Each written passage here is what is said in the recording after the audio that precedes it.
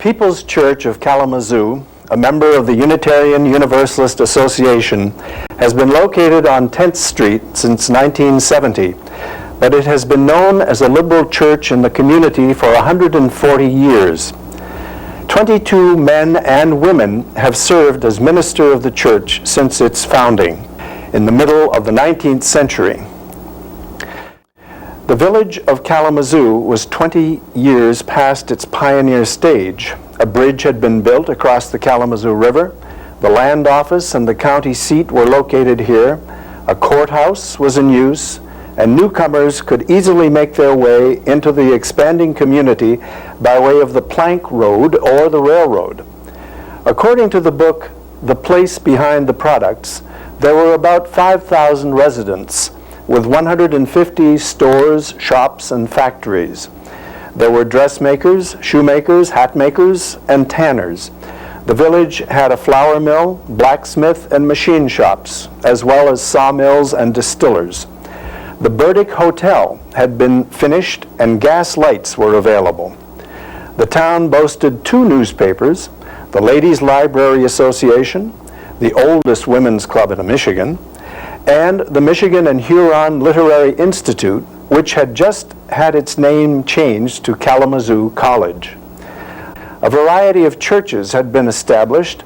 Among them were the Methodist, Episcopal, Baptist, Presbyterian, Congregational, Catholic, African Baptist, and African Methodist Episcopal. And the recently arrived Dutch immigrants had established a Reformed church. It would hardly seem that the inhabitants would feel the need of yet another church. But when D.A. Russell, a missionary of the Unitarian Church, arrived in 1855, he attracted a group of residents who sought a, quote, more liberal society. Detroit already had a 5-year-old Unitarian church attracting about 250 people for morning service and 500 in the evening. The Kalamazoo group met in Fireman's Hall on Burdick Street, just south of Main, now called Michigan Avenue, and boasted as many as 65 attendees, with 35 in the Sunday school. Mr. Russell wrote to Boston several times in 1856. Dr. Wiles, dear sir, you doubtless have thought it a long time to wait for pay for books. I think you will excuse me when I tell you that my own pecuniary circumstances would not admit of my paying for the Sunday school books, and I've been anxiously waiting for some favorable change in our prospects so as to be able to decide whether to continue our efforts or not. The favorable moment has at last come, and we decide to continue our labors here. Darkness had for a long time hung over us, but the day dawns again. I have sold all of Channing's works and memoirs and a few of the other books you sent me. When I inform you that this is a town where it had been repeatedly asserted that no liberal society could be established, and where indeed there was but a single family who could at first be pledged to the undertaking, I think you will be willing to excuse tardiness. The books you sent us for Sabbath school were read with great interest. We are now desirous of obtaining more. We have but a small sum of money to expend. What we have was earned by the ladies of our society. We have decided to use Hymns for the Church of Christ by Doctors Hedge and Huntington. Truly yours, D.A. Russell. The ladies of the society earned money with their sewing and cooking to pay for those hymnals, which cost 60 cents each. People's Church Choir has learned a hymn written by Henry Ware, who was a Harvard professor in the 1840s and a pastor of a Boston Unitarian church.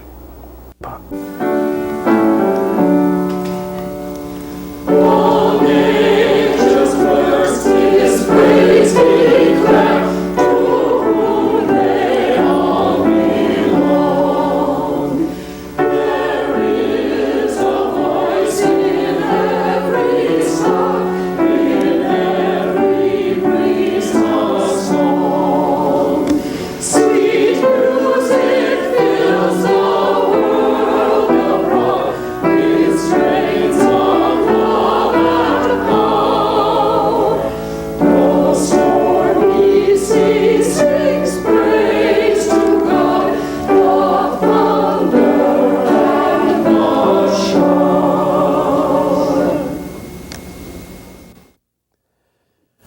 stalwart of the little group was William Alcott, who owned a steam-powered flouring mill first located near the Michigan Central Railroad Depot.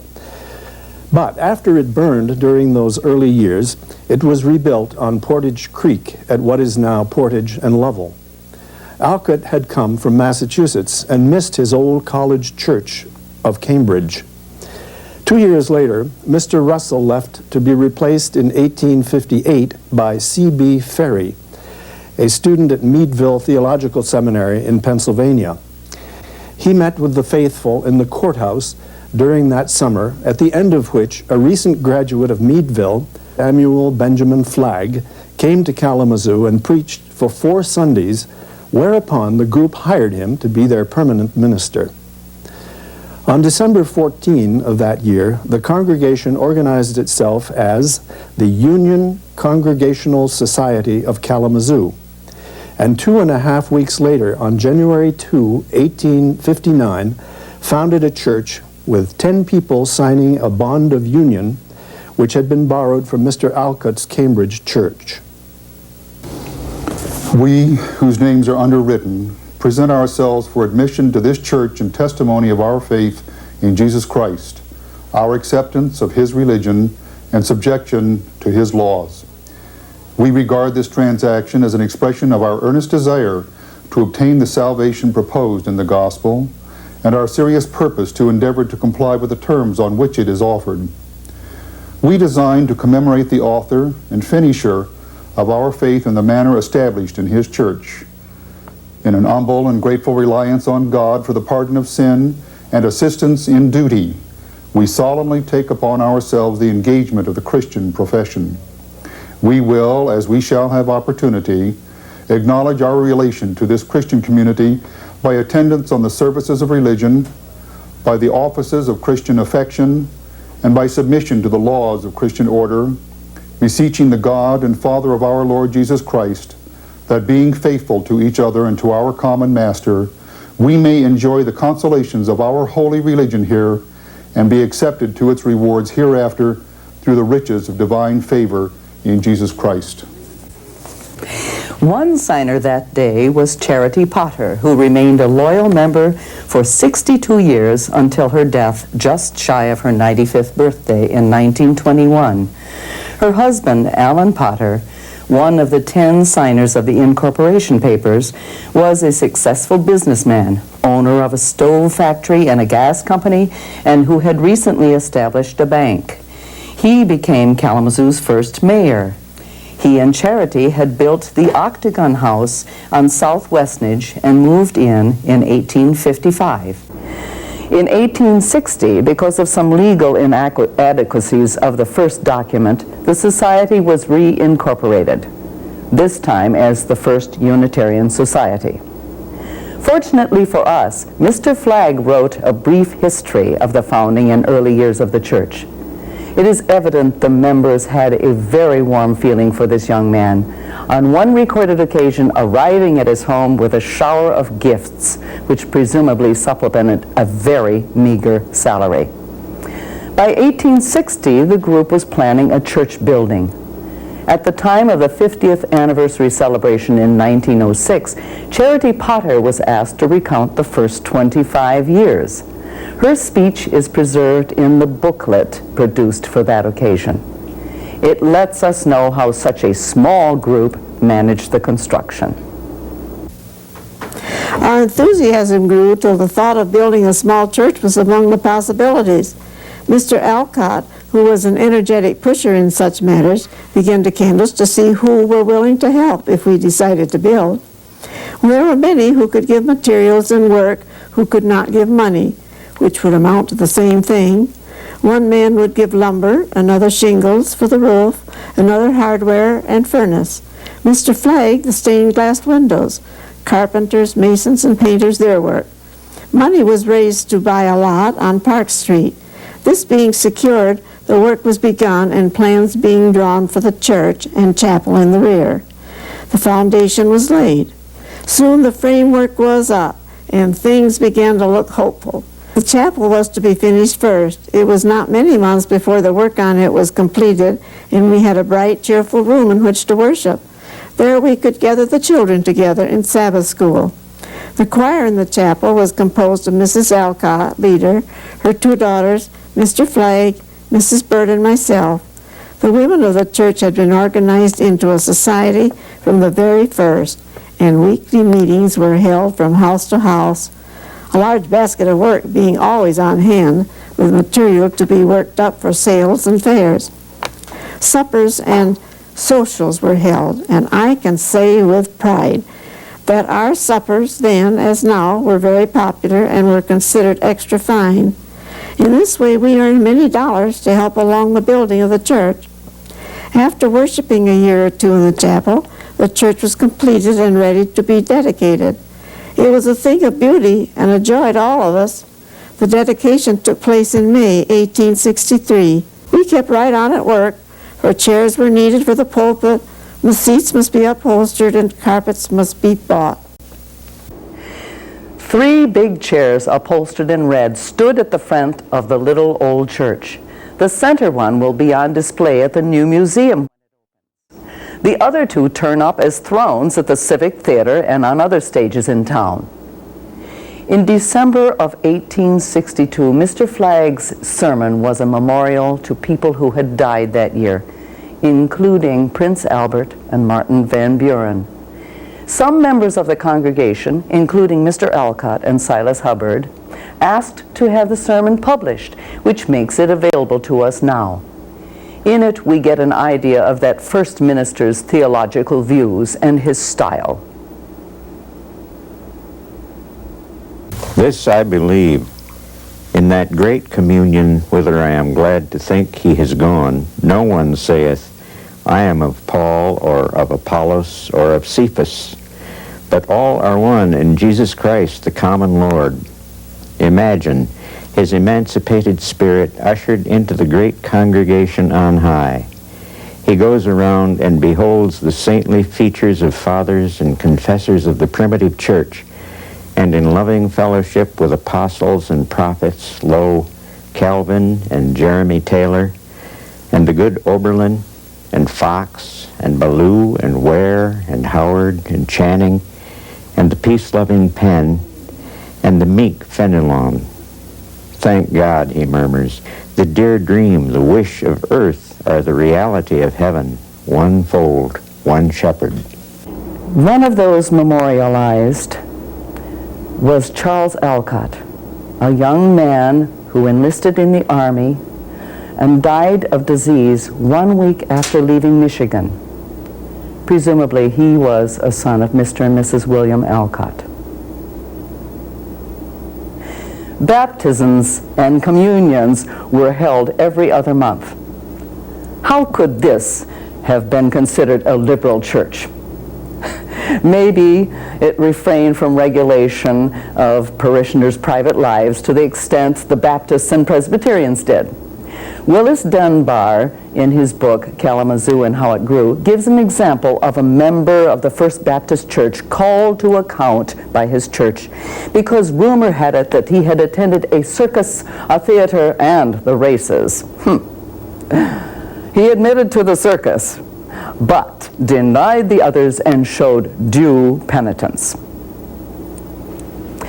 We don't know why Mr. Flagg left in 1864, but during his tenure, the membership had reached 35, and they were in a comfortable new building. He returned 5 years later to marry one of the Alcott girls. Clark G. Holland officiated at that wedding, having accepted the post as minister in 1865. By 1869, the city directory reported that the Unitarian Church had 44 members, 9 Sunday school teachers, and 70 children in the church school. But just 4 years later, services were suspended when the church couldn't raise enough money to pay Mr. Holland. Many of the early members had died during the few preceding years, but a Sunday school of 60 students continued. After a few months hiatus, the church rehired Mr. Holland, and they started again with a new bond of union and new optimism. This bond has a very different flavor from that of 1859.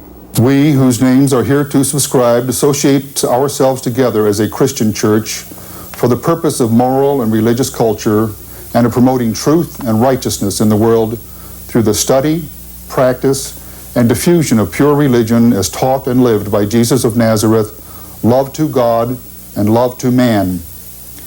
Recognizing the right of private judgment and the sacredness of individual conviction, we require no assent to any doctrinal statement as a basis of fellowship, but we welcome all who desire to cooperate with us in advancing the kingdom of God. Mr. Holland seems to have been a much-loved pastor. Charity Potter called him sweet-spirited, and his own words recorded in the brief history started by Mr. Flagg show him to be patient and tolerant in the face of non-supportive behavior on the part of his church. On the 1st of January, 1879, the trustees informed Mr. Holland, but very reluctantly they said, that it would be extremely difficult, if not impossible, in the present state of feeling that existed in the society, to raise the usual salary for the ensuing year, but that if he would preach for the collection, they would be glad to have him continue. To this he assented, and the church was kept open until after the third Sunday in April. Then it was closed until the 1st of November following, Mr. Howling occupying the pulpit from that time until the last of December. On the 1st of April, 1880, services were again resumed and regularly maintained for another year, when Mr. Holland, after a ministry of 16 years, including the interruptions of 73 and 79, removed to Lawrence, Kansas. Farewell, dear little church. Peace be within thy walls. Signed, C.G. Holland. Contact is not so completely lost, however, for in 1897, 16 years after his leaving, a clock was sent to the Hollands by his old church, mounted in a reproduction in oak of the front of the old building in which he had served. And in 1902, when that old building was sold, the organ was removed and sent to Mr. Holland's Kansas church. The years between 1881 and 88 are poorly documented because the ministers discontinued their accounts in the brief history. Ahaz Alcott was minister from 81 to 84, and before he left, the group signed yet another bond of union. There were 55 signatures. It is easy to imagine that a lot of earnest discussion went into the writing of this document. We, the undersigned, subscribe to the following as the bond of union constituting membership in the Unitarian Church of Kalamazoo. 1. The spirit of the life of Jesus of Nazareth is the unchanged and unchangeable basis of all true religion. 2. Jesus taught 3 fundamental and ultimate principles of religion: love, legal liberty, intellectual liberty. 3. Therefore, each member of this society shall enjoy perfect liberty of speculative views as to all the objective realities and verities of religion and on all subjects whatsoever. 4. The object of this society shall be religious and moral and mental culture. 5. We cordially invite all who believe in the above principles as the true bond of union of a Christian church to join with us in doing good and in getting good and in building up our cause in this community.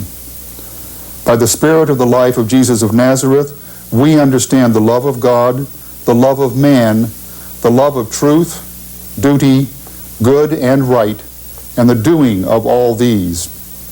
By the term legal liberty, we understand both ritualistic and perceptive liberty, or the freedom to adapt the ordinances of religion and the usages and customs of morality to the conditions and circumstances of an age. Those days of Clark Howland and Ahaz Alcott don't seem as long ago when we think that the lives of 2 men, both members of People's Church, a father and a son, span the years from Clark Howland to Roger Greeley's ministry. The father was Lucian Stoddard. He was a student at Kalamazoo College at the time Clark Howland was minister, and he used to deliver wood to Mr. Howland's house. The minister and the student were friends. A few years later, when Lucian was ready to marry, he brought Lavinia to People's Church, where Ahaz Alcott married them in 1881. They had several children, 2 of whom were members of People's Church when we came after World War II. Bill Stoddard and his wife Bee were very active at People's Church, and Jane Hagel, Bill's sister. Bill and Bee were still with us when we came to the church out on 10th Street. We have a memento from the Stoddard family, the shovel that was used in 1894 for groundbreaking for the old church at Park and Level belonged to Lucian Stoddard. That same shovel was used again in 1962 when the Religious Education Annex was put up behind that church on Park Street.